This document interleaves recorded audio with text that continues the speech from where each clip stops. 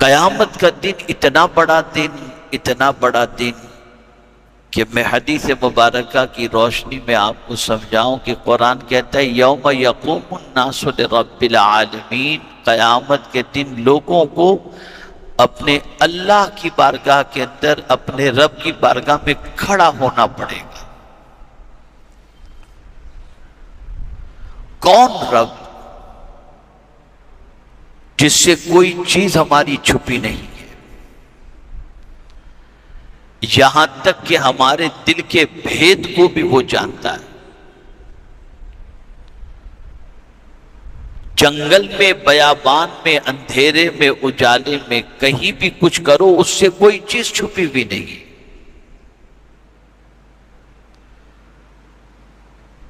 اس اللہ کی بارگاہ میں کھڑا ہونا ہے۔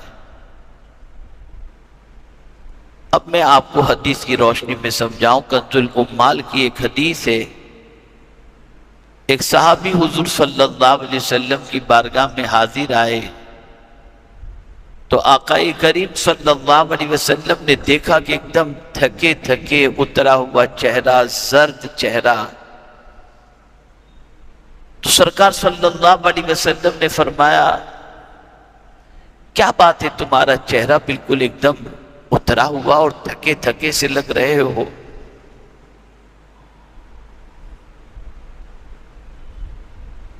تو کہنے لگے یا رسول اللہ صلی اللہ تعالی علیہ وسلم، میرا اونٹ جو ہے وہ گم ہو گیا تھا اور میں اس کی تلاش میں نکلا، یہاں تک کہ سرکار میں 3 دنوں رات اس کی تلاش کر کے آ رہا ہوں، یہ اسی کی تھکان آپ کو چہرے پہ نظر آ رہی ہے، اور 3 دن نے مجھے نڈھال کر دیا۔ اب حضور کیا فرماتے ہیں سنیں، ارشاد فرماتے ہیں 3 دن کی تھکان کے تیرے چہرے پر یہ حالات ہیں تو قیامت کا ایک دن 50,000 سال کا ہوگا، اس وقت کیا ہوگا ذرا اس کے بارے میں سوچو۔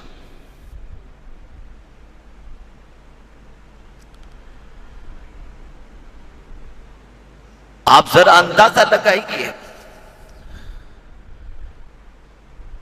اللہ کا فضل، اس کے حبیب صلی اللہ علیہ وسلم کا کرم ہے، میرا روزانہ کہیں نہ کہیں سفر رہتا ہے، ابھی بھی سفر ہی سے، ایک لمبے سفر سے واپس ہوا ہوں، جمعہ سے پہلے یہیں آ گیا تھا۔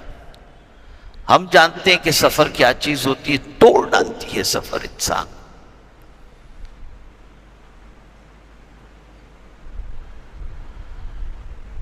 آپ کاروبار کرتے ہیں، آپ کو معلوم ہوگا سفر کے لیے نکلتے ہوں گے، کوئی چائنا جا رہا ہے، کوئی کہاں جا رہا ہے، کوئی کہاں جا رہا ہے، 2-4 دن کے سفر کے بعد حالت ڈھیر ہو جاتی ہے۔ تو قیامت کے دن کے بارے میں کبھی ہم نے سوچا کہ اس دن کیا ہوگا؟ جو سب سے بڑا دن ہے، اور پھر یہ بھی سوچو کہ آج تو سورج بہت ڈسٹینس پر ہے، لاکھوں میل کی دوری پر ہے، اور حدیث مبارکہ میں ہے کہ قیامت کے دن 1 یا 1.25 میل کی دوری پر سورج ہوگا، اور آدمی اپنے پسینے میں ڈوب رہا ہوگا، اور چاہے گا کہ جلدی سے حساب ہو جائے، چھٹکارا ہو، یا تو اس بار یا تو اس بار، جلدی حساب ہو جائے اس کا۔ یہ قیامت کا دن ہے۔ تو اس دن کیا ہوگا؟ جانچ ہوگی، اعمال کی جانچ ہوگی۔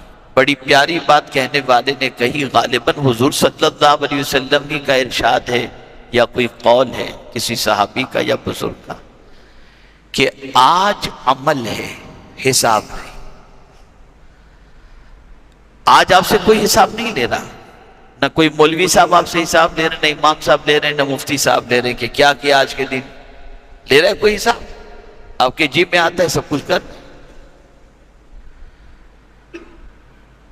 اور قیامت کے دن کیا ہوگا؟ عمل نہیں ہوگا، حساب ہوگا۔ قیامت کے دن آدمی کہے کہ مولا مجھے مہلت دے، کچھ نیک عمل کر، تو نہیں، تجھے زندگی دے دی گئی تھی، آج تو حساب دے، تو کیا کر کے آیا ہے۔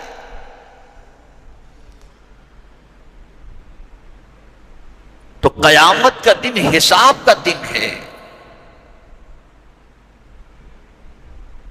اور اللہ عز و جل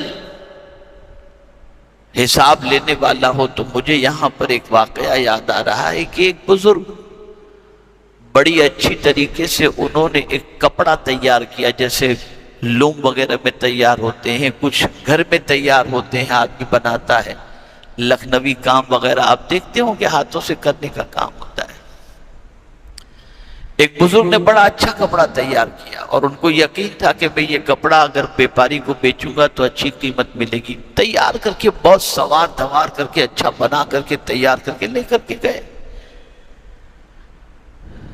بیپاری بڑا مضبوط تھا، تجربہ کار تھا، اس نے جیسے ہی کپڑا ہاتھ میں لیا تو کہنے لگا بابا یہ دھاگے کا کمبینیشن ہے نا، یہ صحیح نہیں ہے، یہ کلر ادھر نہیں ہونا چاہیے، یہ کلر ادھر نہیں ہونا چاہیے، یہ کپڑا، یہ دھاگا، یہ سب ہے۔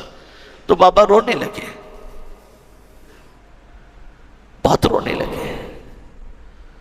تو بیپاری گھبرا گیا، سوچا کہ شاید یہ ڈر رہے ہیں کہ میں ان کا کپڑا نہیں خریدوں گا، تو انہوں نے تسلی دی بیپاری نے، بابا آپ فکر نہیں کرو، آپ کا کپڑا خریدوں گا، اچھی قیمت میں خریدوں گا، یہ تو جو اس میں خامی ہے وہ میں بتا رہا ہوں۔ کہا تو خرید کے نہ خرید، مجھے اس کی پرواہ نہیں، اور نہ میں اس لیے رو رہا ہوں کہ تو خریدے گا کہ نہیں خریدے گا، میں تو اس لیے رو رہا ہوں کہ میرا کپڑا میں نے تو بنایا تھا، تو مجھے تو یقین تھا کہ بہت اچھا بنا ہے، لیکن جانچنے والا تیرے جیسا تھا تو دنیا بھر کے عیب نکال دیا۔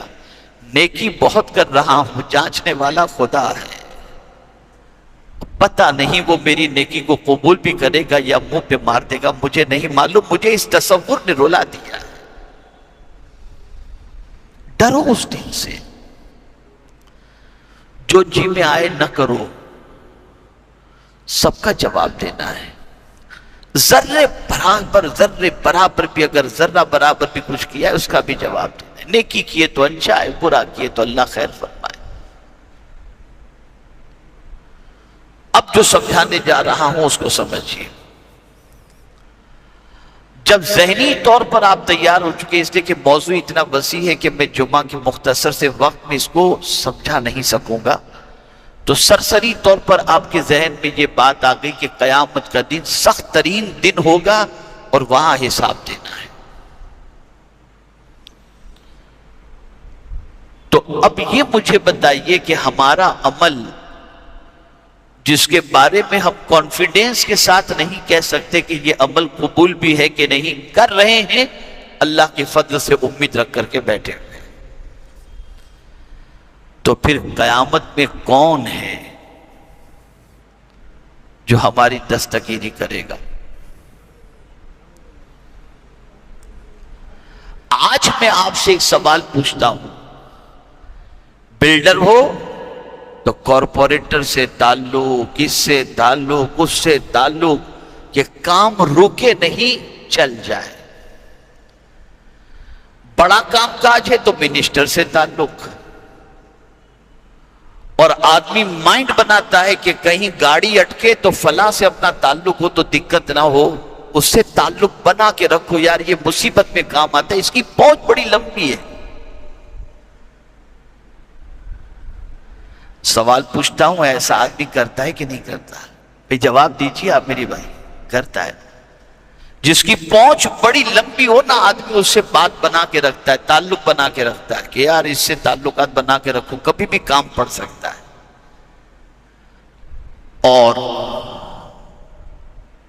یہ بھی ضروری نہیں کہ جس پر آپ نے بھروسہ کیا ہے وہ مصیبت میں آپ کے کام آئے بھی، یہ بھی ضروری نہیں۔ اور قیامت کی مصیبت میں تو آپ گزشتہ جمعہ سن چکے کہ باپ بیٹے کو فدیے میں دے کے بھاگے گا کہ میرے بیٹے کو جہنم میں ڈال، مجھے بچا لے مولا، یہ قیامت۔ تو پھر میں نے حدیث پڑھنی شروع کی، قرآن شریف پڑھنا شروع کیا، اور جاننے کی کوشش کی کیا اس مصیبت میں جب جانچ کرنے والا خدا ہو تو کوئی ایسا بھی ہے جس کی پہنچ خدا تک ہو؟ اور جس کا کہا خدا نہ ٹالے؟ ہے کوئی ایسا؟ تو پھر نظر آ گئے مدینے کے تاجدار صلی اللہ علیہ وسلم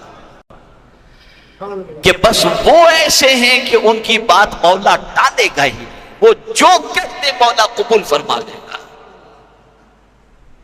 اب اس کو میں ایک حدیث کی روشنی میں سمجھاؤں تو بات سمجھ میں آئے گی۔ جب سورج 1.25 میل کے فاصلے پر کم و بیش جو بھی ہوگا، آدمی پسینے میں ڈوب رہا ہوگا تو آپس میں لوگ گفتگو کریں گے قیامت کے دن، حالت تو دیکھو یار کیا ہو گئی ہے، چلو کسی کے پاس چلتے ہیں، کسی کی سنوائی اگر اللہ کی بارگاہ میں ہو تو جلدی سے فیصلہ ہو جائے۔ تو سب آپس میں مل کر کے طے کریں گے چلو حضرت آدم کے پاس جاتے ہیں، حضرت آدم علیہ السلام کے پاس پہنچیں گے۔ آپ ہماری حالت دیکھ رہے ہیں، کچھ کرم کی نظر فرمائیے، چل کر اللہ کی بارگاہ میں ہماری سفارش کر دیجئے کہ جلدی سے ہمارا معاملہ کلیئر ہو جائے۔ حضرت آدم اللہ اکبر ارشاد فرمائیں گے آج اللہ عز و جل جلال میں ہے اور میری مجال نہیں کہ میں اپنے رب کے سامنے کچھ کہہ سکوں، جاؤ تم کسی اور کے پاس چلے جاؤ۔ لوگ پہنچیں گے حضرت نوح علیہ السلام کے پاس کہ آپ پہلے رسول بن کر کے تشریف لائے۔ ہماری حالت دیکھیے کیا ہو گئی ہے، آپ چل کر اللہ کی بارگاہ میں سفارش کر دیں تو ارشاد فرمائیں گے رب آج بہت غضب میں ہے، جلال میں ہے، میری ہمت نہیں کہ میں اپنے رب کے سامنے جا کر کے کچھ عرض کر سکوں۔ لوگ جائیں گے، وہ کہیں گے کسی اور کے پاس جاؤ، لوگ بھاگیں گے حضرت ابراہیم علیہ السلام کے پاس، وہ بھی یہی جواب دیں گے، یہاں تک کہ حضرت عیسیٰ علیہ السلام کے پاس جائیں گے تو حضرت عیسیٰ بھی یہی جواب دیں گے اور وہ اشارہ کریں گے جاؤ محمد صلی اللہ علیہ وسلم کے پاس۔ اب پہنچیں گے لوگ حضور صلی اللہ علیہ وسلم کے پاس اور کہیں گے ذرا دیکھیے ہماری کیا حالت ہے، کچھ کرم کی نظر فرمائیں۔ سرکار اتنا سنیں گے فوراً سجدے پہ چلے جائیں گے۔ یہ بخاری شریف کی حدیث عرض کر رہا ہوں، آقا کریم صلی اللہ علیہ وسلم فوراً سجدے میں چلے جائیں گے۔ مولا فرشتوں سے فرمائے گا، جبریل امین سے فرمائے گا کہ میرے محبوب سے کہو کیوں سجدے میں گئے ہیں، اور پھر اس کے بعد رب براہ راست ارشاد فرمائے گا ارفع راسک، محبوب اپنا سر اٹھاؤ، فقل تسمع، جو کہو سنا جائے گا، واسأل تعطا، جو مانگو گے دیا جائے گا، واشفع تشفع، شفاعت کرو تمہاری شفاعت قبول کر دی جائے گی۔ تو پھر رب ارشاد فرمائے گا محبوب، سرکار سر اٹھائیں گے، رب فرمائے گا تمہیں اختیار دیا جا رہا ہے، چاہو تو آدھی امت کو جنت میں لے لو، چاہو تو شفاعت کا عزم دیتا ہوں یہ قبول کر لو، دونوں میں سے جسے چاہو تم اختیار کر لو۔ حدیث مبارکہ میں ہے آقا کریم صلی اللہ علیہ وسلم شفاعت قبول کر لیں گے، اور اس کی وجہ خود حضور صلی اللہ علیہ وسلم بیان فرماتے ہیں کہ وجہ یہ ہے کہ آدھی امت کی بخشش اس سے زیادہ وسعت شفاعت کے اندر ہے کہ شفاعت میں میں جتنوں کی چاہوں گا شفاعت کروں گا، اور سن لو میں اس وقت تک راضی ہو ہی نہیں سکتا جب تک کہ میرا ایک امتی بھی جہنم میں ہے۔ اب میں آپ سے ایک سوال پوچھنا چاہتا ہوں، جب قیامت میں ماں کام نہیں آئے گی، باپ کام نہیں آئے گا، بیٹا کام نہیں آئے گا، دوست کام نہیں آئے گا، رشتہ دار کام نہیں آئے گا، کوئی بھی مکتبہ فکر کا مولوی یہ نہیں کہہ سکتا کہ کل بروز قیامت مدینے کے تاجدار کام نہیں آئیں گے۔ یقیناً حضور کی سنوائی ہوگی، حضور صلی اللہ علیہ وسلم کی شفاعت اللہ عز و جل قبول فرمائے گا، تو میں آپ سے پوچھنا چاہتا ہوں اس رسول سے ہم نے کتنا تعلق اپنا بنا کے رکھا؟ کبھی خیال آیا کہ ذرا حضور سے بھی اپنا تعلق بنائیں؟ سب سے تعلق بنانے کے لیے رشوت دیتے ہو، تحفے بھیجتے ہو، ہدیے بھیجتے ہو، چاپلوسی کرتے ہیں، سب کچھ کرتے ہیں، یہ کام آئے گا، لیکن میرے حضور کے لیے ہم کچھ نہیں کرتے۔ جو اس وقت ہمیں کام آئیں گے جب کوئی کام آنے والا نہیں ہوگا، اس وقت حضور کام آئیں گے۔